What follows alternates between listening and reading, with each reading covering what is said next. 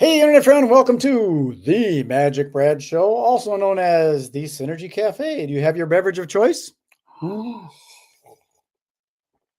my morning coffee, and it's nothing I need to have as far as coffee goes. Some people need it. I enjoy it, and I don't get a headache. Some people get a headache after they have coffee, and I'm good with that. But we're going to be talking about wealth again today on Wealthy Wednesday. That's the symbol. This is our gang sign. If you're interested in wealth, there's more than just money wealth. And that's what we're going to kind of talk about. And I have to go over to the green room and get my friend Sean, and we'll get right to it. Stand by.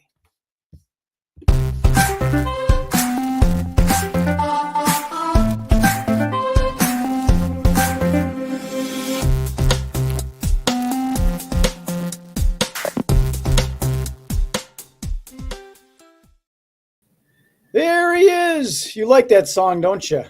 I don't know what it is about it. It's upbeat. It really gets me excited. And this morning, my beverage of choice is water, and I like to drink out of glass. And you can kind of see there's like a little still life on this mason jar. I have a collection of mason jars, and I typically, it helps me measure also throughout the day. I work from home, and so I'm like, okay, I line up my jars, and I know I've had 100 ounces of water or whatever it is. Okay, that's a good way to do it. Are they really mason jars, or are they knockoffs or ball or?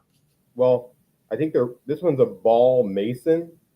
So is mason the style of the jar? You know, I'm not sure, but I just love drinking out of glass. I don't like cold water, but I like how, room temperature water is slightly chilled if it's in glass. It seems like, and also I have some that are really old that are like blue or even kind of greenish blue, and I kind of keep those. I only bring those out when I want to be fancy. Yes, I get it. Some of those are they're kind of rare. They're a collectible kind of thing. Yeah. Right. And I like the sign, Weekly Wednesday, but I can't do it on this hand yet. I can't quite get it. I'm still healing up here. You gotta exercise. Yeah, I got to do my physical therapy for my hand to keep my healing going. But nonetheless, it's great to be here and continually talking about wealth building, generation, mindset, all of that. Well, I think it was last time we talked about the physical wealth versus the sort of the etheric, spiritual, imaginary wealth or whatever. And I started thinking wealth is kind of goes in other places too with the, you got your financial wealth that everybody thinks about, and then spiritual wealth. Are you fulfilled with the spiritual realm? And emotional wealth? Are you wealthy as far as sadness? So I've got another magic illusion I'll show later on that has to do with that crossing over into the etheric dream state. That's cool. I can't wait to see that. Stand by, folks. So I'm not sure what area of this you wanted to start with, but I've got mental, financial, physical, digital, emotional, spiritual, and beyond. I had a conversation with somebody at a business expo last week on Friday, and I had met this person once before at an in-person networking event, and there was probably 50 people there, Brad, something like that. My friend LeBrant Speed has a networking group here in the Twin Cities called B3, and it stands the B3 project is the Better Black Business Project, supporting Black businesses, and we invite everyone to come who's for supporting Black businesses. And a young lady, she came into the meeting a little bit late, barely got a seat, right? And when people had introduced themselves, we give everybody 45 seconds or 30 seconds to kind of introduce themselves. She said something I'll never forget. She started talking about Web3. She started talking about gaming. She said she hadn't left her apartment in 2 years. Wow. And the whole room got, we were quiet. We were like, whoa. But actually, I think we gave her a round of applause. And then she said, yeah, I'm in the gaming world, and I live in the metaverse. I'm in the metaverse all the time, with through Meta, through Facebook, with with the goggles and everything, Oh, and real estate in there. But she said it's all fun and games until you make $12,000 in a month online, and that caught those two things caught my attention. So I ran into her again recently, and I tried to understand, well, how did you make this $12,000? And she's doing these virtual events in the metaverse, and it was just so fascinating. So we talk about digital wealth. Are people actually buying property in the metaverse? So fascinating to me. well, it depends on because they used to say that digital real estate is like all you get on all the social media platforms, and how much real estate are you capturing? I tend to do that when I see a new platform come out, like Alignable or something that I'm not familiar with, a Reddit or a Quorum. I'll at least grab the MagicBrad brand. Yeah. I'll at least get an account into that so that nobody else can get it. Yeah, but it seems like, and it's hard for me to kind of conceptualize all of it. Like that was my first time ever putting on the Meta goggles and kind of trying to look at it, and it was I can't remember the term, where you just kind of see a digital layer over the physical room that you're in. So you're not completely immersed necessarily, but at least that's what this one was. And it sounded like they're actually building a city. They're coding a city, and you have to pay to get involved. You have to pay to go to the events, and Sure. you have to pay to be in the digital room. Well, being in the event business with trade shows, that came out real big after COVID, where they took gaming type software and created trade shows. And it was a situation like you actually go into the place, you see booths that are sponsored by people that bought the booth, use digital currency or real currency or whatever. And then you'd go to a certain space. Like if I saw you and I see your name on there, little Sean, I could walk up to it and get into a certain little circle, and you and I could have a voice conversation, and other people wouldn't be disrupted by it because you're in that little circle. Right. And if someone else came in and got into the little circle, then they could hear it. And then if all of a sudden you decide, hey, I'm going to go over there and talk to LeBrent. So you just do your little avatar walks across the screen and gets into LeBrent's circle. And you can have a conversation with him. I remember going to a pitch competition now that was virtual, and it was exactly what you're describing. And what I loved about it was I was able to do it from my phone. I didn't need to have any advanced thing. And when I went into that circle, I automatically, it was almost like a Zoom breakout room where people were on video. So it was voice and video. I love that type of stuff. I think it's really cool. I think that, as it is. It can get addictive, like your friend, and you doesn't leave the house for 2 months. 2 years. 2 years. That's even crazier. But hey, if you're digging it, then you're in the meta world, and you just order stuff from Amazon, and a drone comes and drops it off at your step, and you get food from all those different Uber Eats and all that stuff. Send out your laundry, and you don't have to leave your house. Right. It's kind of bizarre. I mean, yeah, it is, especially for me as somebody who, not only do I get energy from being around people and talking with people, I like talking in front of an audience. I had the opportunity to do it last night, and it was a surprise. I wasn't planning on speaking in front of 50, 60 people, but I was at an event for Travis's birthday, and Melissa Walsh came up and said, "Hey, can you close us out?" And it was like, I'm like, okay. And I love that. I love to be able to talk in front of people. And, I just joined Toastmasters for the first time. I'm officially in Toastmasters. Oh, good. And I'm considering joining NSA next year because they're closing their season right now.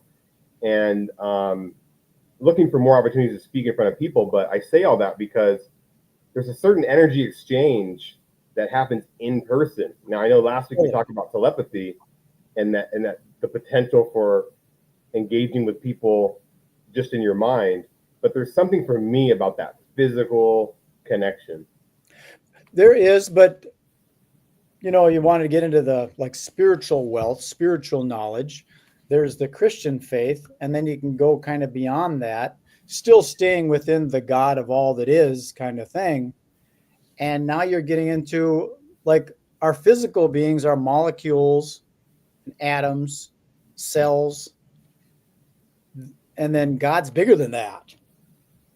So kind of where I'm going with this is you could kind of like this time we spend on earth is like, under 100 years, and in an infinite realm of time, there's other things that could be happening that are more etheric. And I bring this up because I think I shared before, I drove a McLaren. It was a virtual reality McLaren.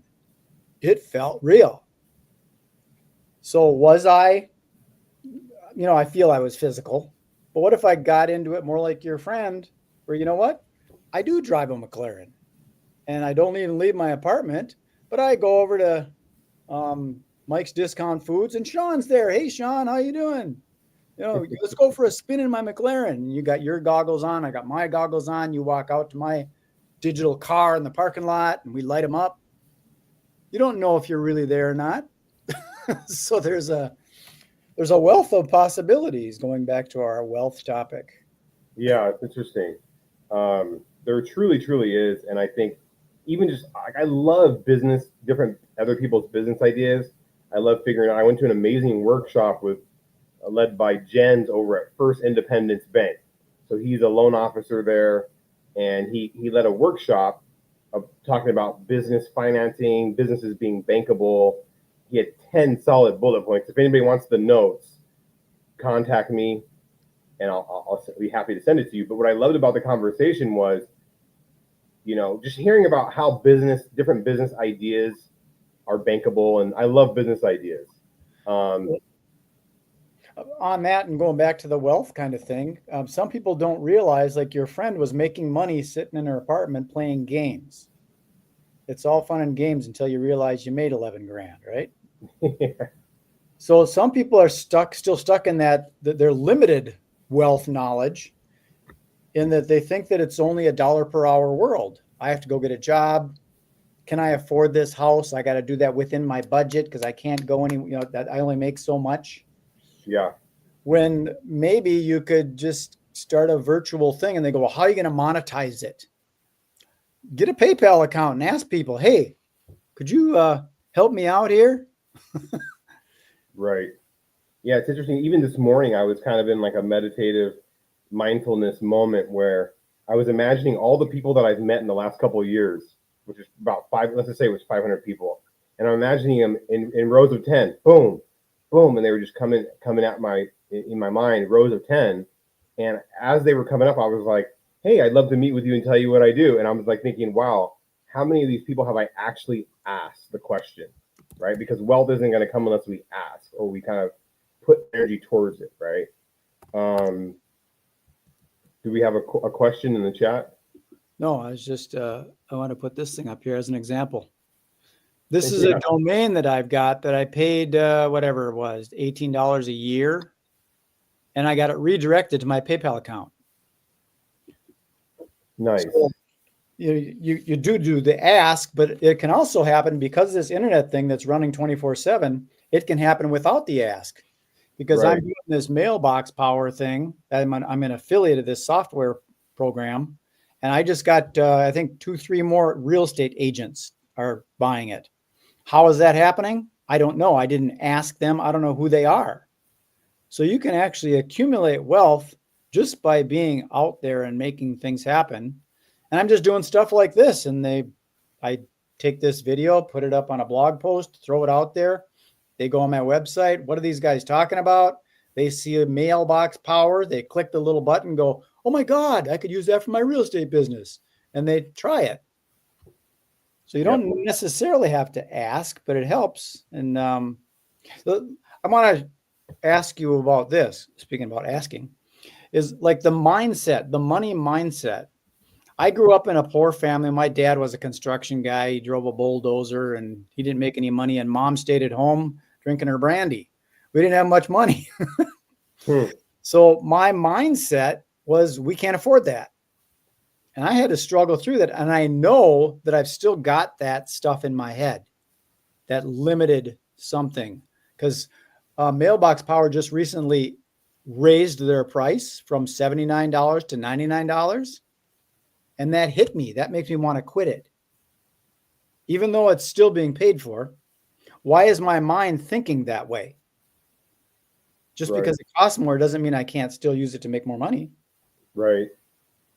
Right. And is that the annual cost? Monthly, Monthly cost. 100 bucks a Yeah, month. I was just getting ready to tell you, like I'm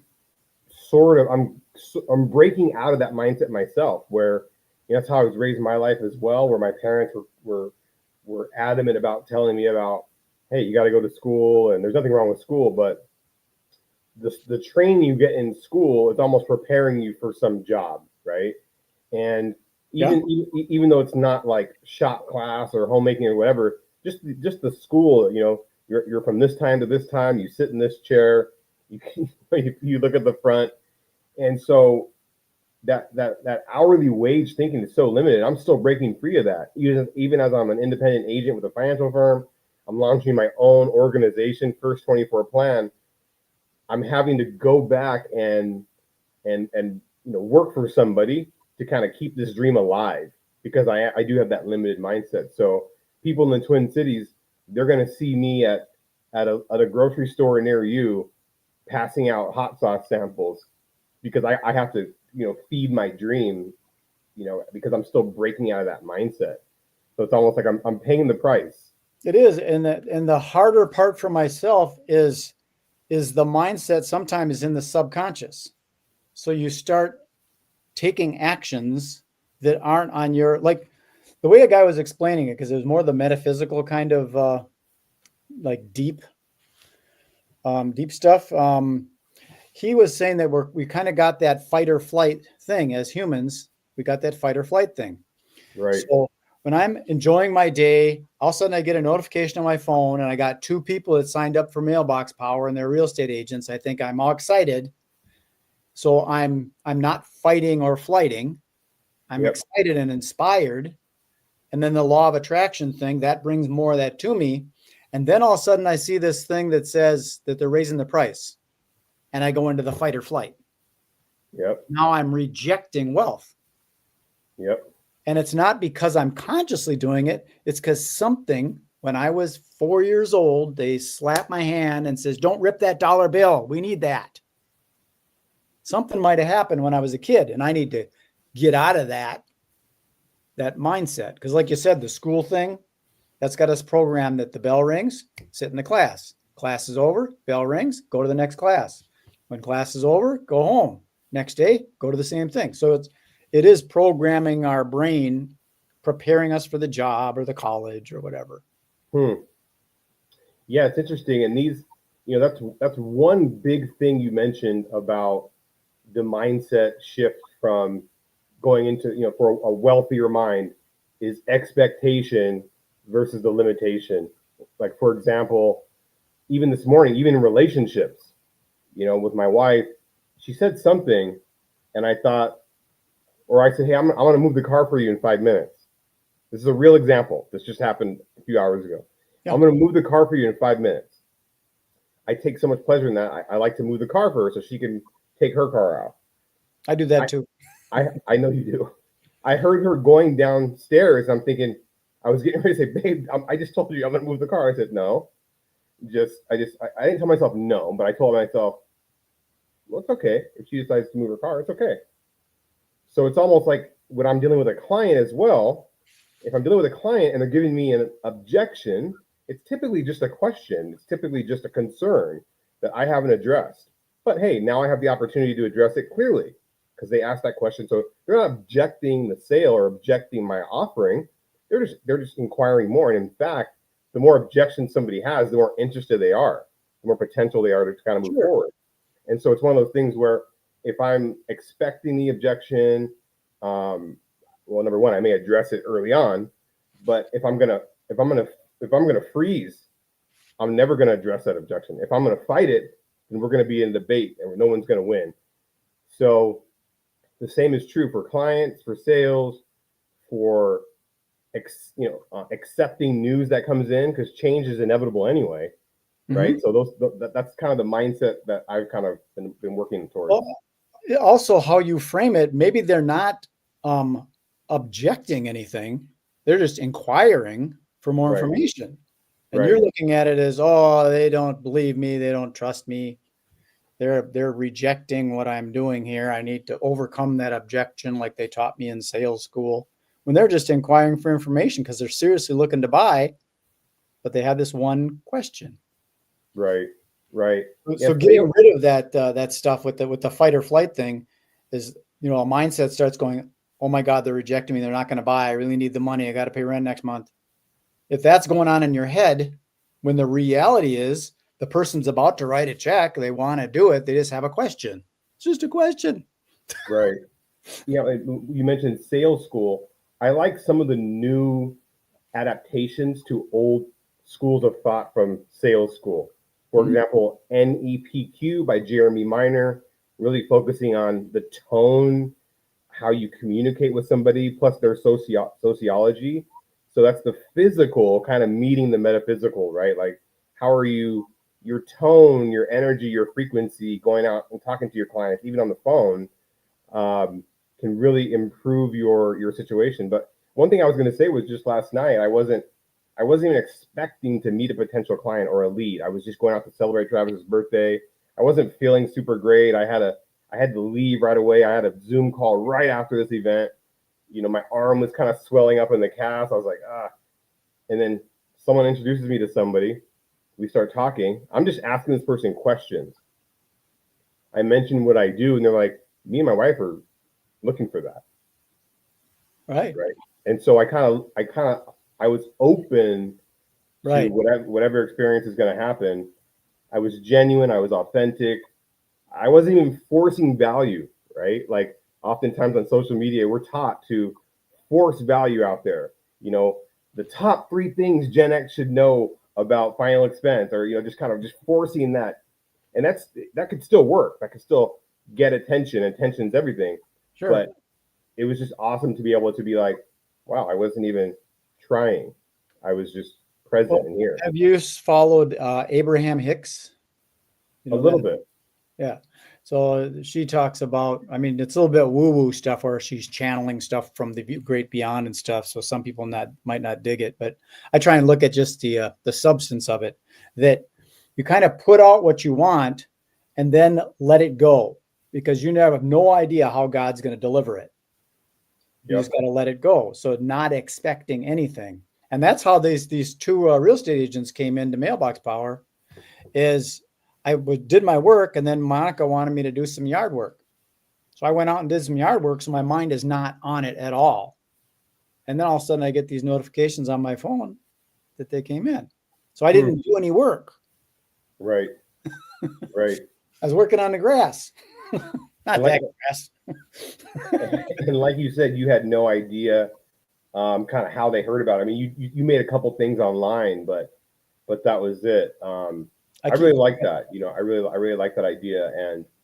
And because for me personally, I've kind of been overthinking, what am I going to do? What am I going to do? What am I going to do? And not letting it go. And then last night was a prime example. The first time I did let it go, truly, a really interesting lead came in out of nowhere. So I love that, Brad. I love talking about that. And I wanted to say back to Abraham Hicks, how you mentioned that you're open-minded to some of the core messaging, or some of the what was the word you used there? You're open to some of the messaging there. And I think that's the mark of a true skeptic, because true skepticism comes from being open-minded to whatever that thing is you're skeptical about, right? Mm-hmm. Like somebody who's a hardcore materialist isn't skeptical about telepathy. They've already made up their mind about it, right? Or they're not skeptical of the woo-woo. They're like, they're out already. But a skeptic will be like, well, tell me more. Like, what's your evidence? Or like, that sort of thing. Well, there's a wealth of knowledge in the different spiritual paths. I believe there's only one God, and I think we're all touching different parts of the same giant elephant, the same God. We're all trying to get there different ways. And there's all these different people that think, okay, Scientology is the way because L. Ron Hubbard has it figured out. Or someone might say Buddhism is the way, or Hinduism, or Christianity, or all these different religions, these belief structures that people have. But to me, I mean, we're getting into the gods still. To me, God is all that is and all that is not. I don't get it, because how can something not be? But I don't know, new stuff comes in, and if you're open to it, it'll get delivered to you. So if true wealth would be like abundance, right? Infinite abundance. That would be like true wealth, whether it be financial or just a wealthy mindset, healthy, wealthy.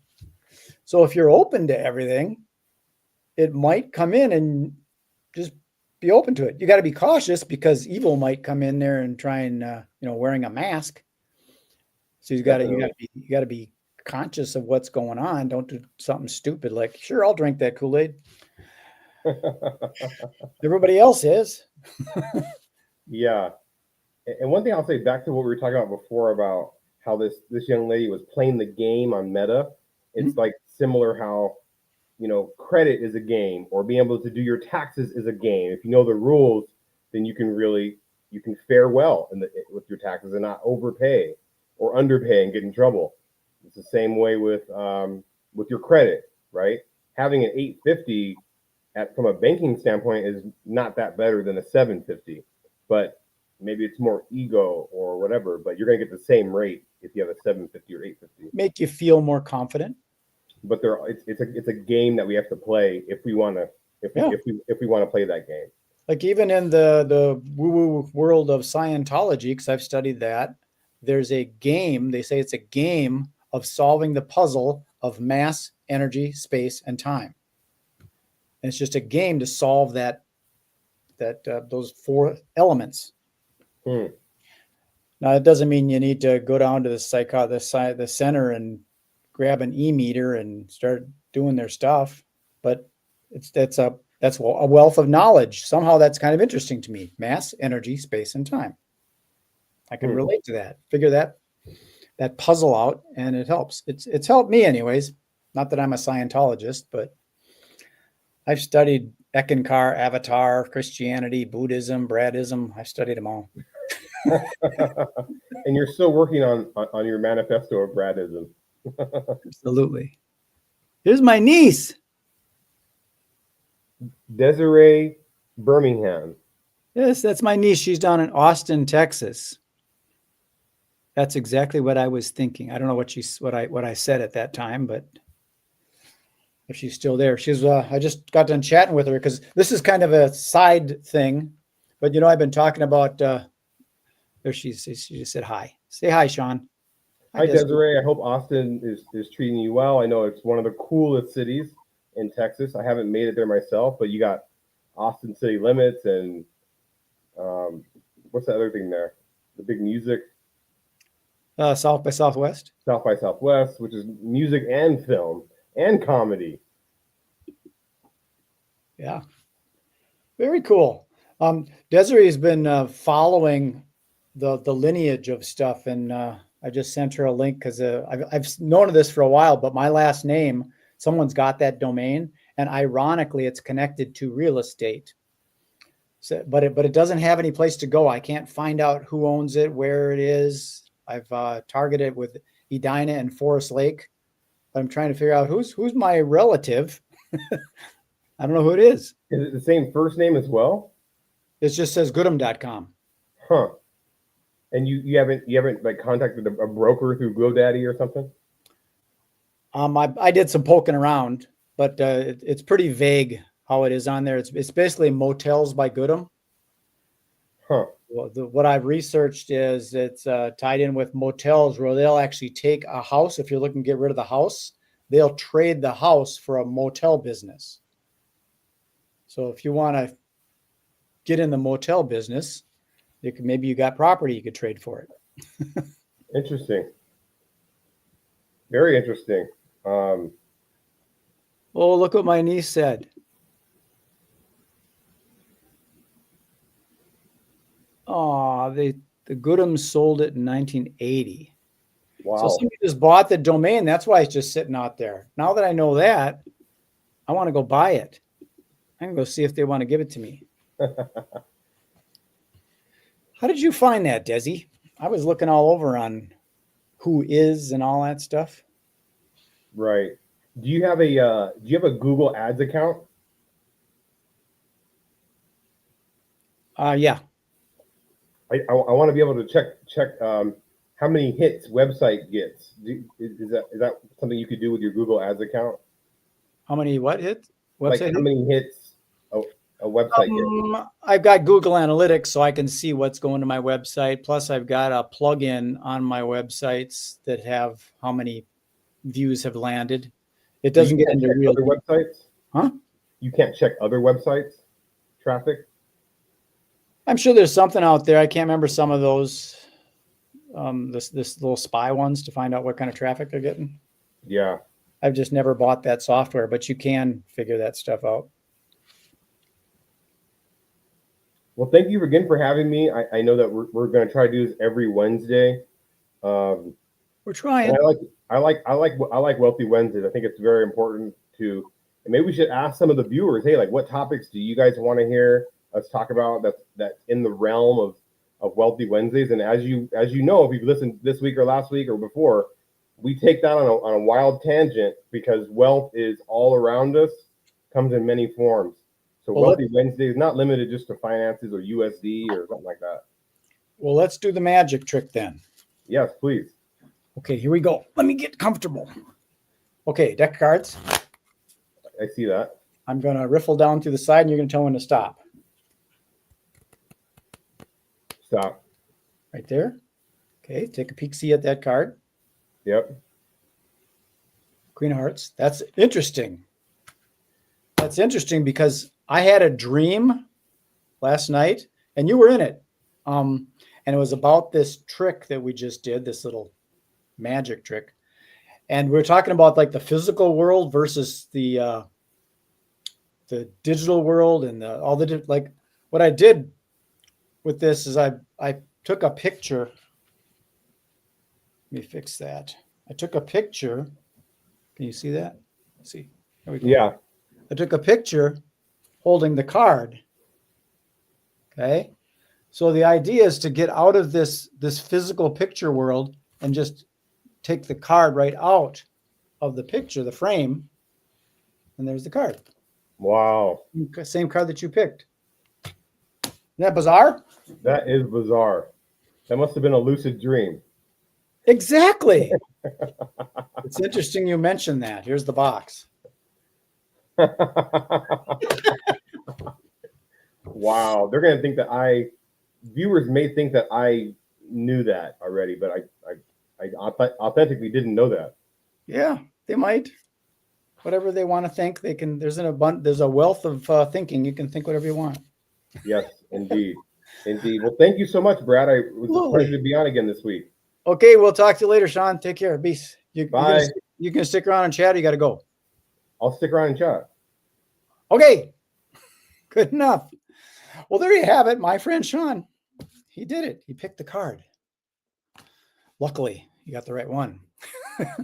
So this is MagicBrad here on, I call it Synergy Cafe, but it's also called The MagicBrad Show.